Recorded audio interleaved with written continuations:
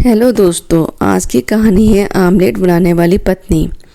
एक गांव में रमेश और शीला नाम का पति पत्नियों का जोड़ा रहता था।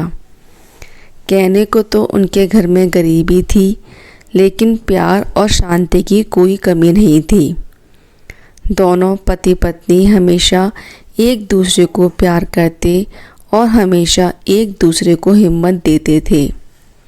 रमेश बाहर के सभी कामों को समेटता था और सीमा घर गृहस्थी का सारा काम बड़ी कुशलता से पूरा कर लेती थी। रमेश एक छोटी सी नौकरी करता था, जिससे उनके परिवार का गुजारा हो पाता था। एक दिन रमेश अपने काम पर से वापस लौटता है और सीमा को अपनी सालगिरह पर एक तोहफा भेंट करता है। जब सीमा उस तोहफे को खोलती है तो उसमें से एक स्त्री बाहर आती है।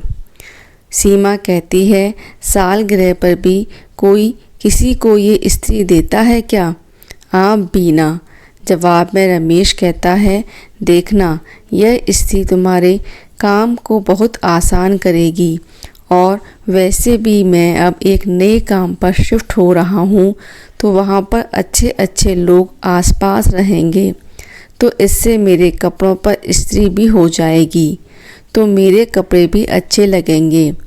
इसी तरह उनका समय व्यतीत हो रहा था, लेकिन कहते हैं ना, समय एक जैसा कभी नहीं होता। कभी दुख तो कभी सुख चलता रहता है। एक दिन रमेश काम पर गया हुआ था, लेकिन दुर्घटनावश उसका एक कार एक्सीडेंट हो गया। एक्सीडेंट इतना बुरी तरह से हुआ था कि उसे बिस्तर पकड़ना पड़ा। अब उनके घर की आर्थिक स्थिति बहुत ही नाजुक हो चुकी थी, क्योंकि घर में कमाने वाला केवल रमेश ही था।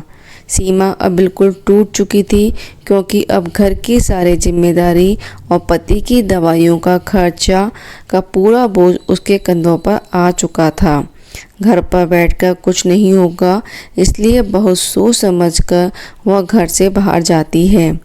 गांव में उसे सड़क के ठीक सामने एक झोंपड़ी दिखाई देती है। वह उस झोंपड़ी में जाती है और स्वादिष्ट आमलेट भंडार का एक बोर्ड टांग देती है। सीमा की एक कला बहुत अच्छी थी, वह आमलेट बहुत ही स्वादिष्ट बनाती थी।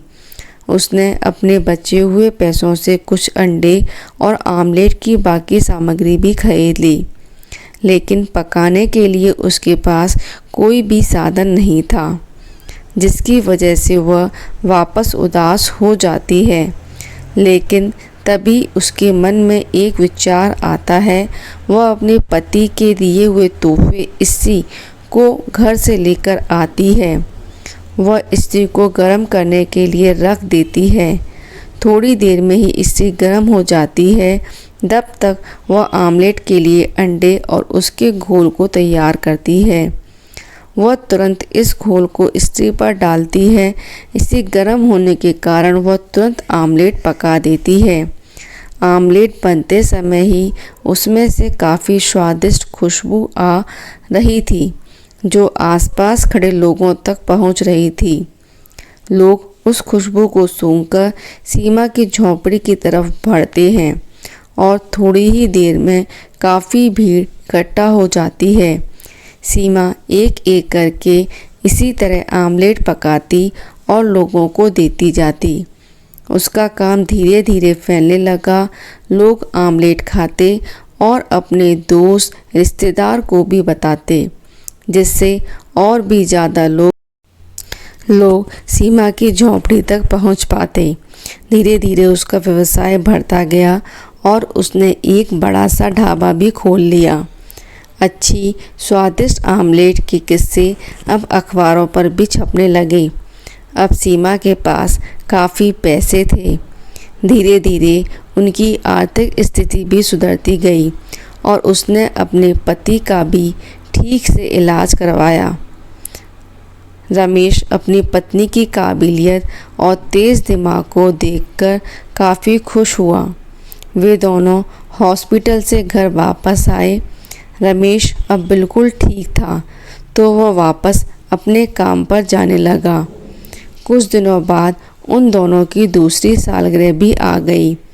रमेश काम से लौटते वक्त दोबारा से सीमा के लिए एक तोहफा लाया। जब सीमा ने इस तोहफे को खोला तो उसमें अब बड़ी स्त्री निकली। इस बार फिर से सीमा चौंक गई और हंसते हुए बोली, दोबारा से स्त्री लाई हो? रमेश कहता है, पिछली बार जो मैंने स्त्री दी थी उसने हमारे जीवन की सारी मुसीबतों को दूर कर दिया। अब यह स्त्री भी तुम्हारी बहुत मदद करेगी। और दोनों हंसने लगते हैं। इस तरह अब उनके परिवार से मुसीबतों के सारे बादल छट जाते हैं और वे खुशी खुशी अपना जीवन व्यतीत करते लगते हैं। तो आपको ये कहानी कैसी लगी?